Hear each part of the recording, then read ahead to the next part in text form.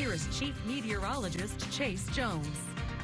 Oh, I saw so many of you at the parade, and then that cold weather immediately made its way in, and it's still sticking around by today. But by tomorrow, once you get out there for the day off, plant those flags pretty deep because those winds are going to be picking up before we warm all the way back up into those 80s for the KSAN blood drive just in time. Now temperatures all the way down into those upper 20s, then a good run into those mid 60s, and we're going to drop all the way back down into those 40s again. So just keep the extra layer close and keep the plants inside. But I promise you, by the weekend, I'm on the lookout for a little bit of rain. Not a little bit, a lot of rain. 64 in San Angelo. Everybody else in a combination of mid to lower 60s across the entire area. The sunset already rolling around. I think it's going to be here in about the next 30 minutes or so. It's going to be blasting in your eyes. 66 in Robert Lee, 61 in Coleman, 62 down there in Mason. Looking like 5 degrees across the entire Concho Valley for a beautiful start to the second week of November. But you're just inside the 20-day mark for Thanksgiving. I'm going to start reminding you guys because it's closing in and it's looking like a busy month.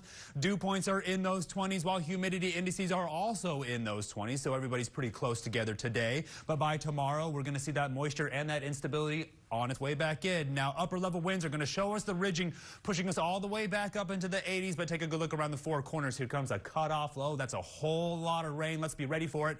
And we're not really going to get that cold, but off the west coast, another long wave trough already on its way in. Here comes transition season, looking like winter's going to be here finally. Now, atmospheric moisture is going to show you a little bit of instability, but we're keeping our eye on the concentrations of blues and the moisture that's going to be associated with that cutoff low as it makes its way closer by the weekend. Now, temperatures are on the warm up by the middle of the week. We're going to be hovering around those 80s, but you know me, I'm always going to be tracking the next cool down as we make our way closer towards Thanksgiving. Severe weather outlook quiet across the United States again after last week's round of tornadoes around Tennessee, and we take it down to the surface because we're dealing with a little bit of red flag alerts around the Concho Valley, so still holding on to those high winds. But take a good look at the size of this storm making its way across Montana and parts of the Dakotas. Freeze warnings all across the southeast as we make our way again towards Veterans Day. Here comes the futurecast as we see absolutely nothing but high pressure. So it's going to be a beautiful day tomorrow. Make sure you plant those flags pretty deep again for those windy conditions. Then get ready for Taco Tuesday.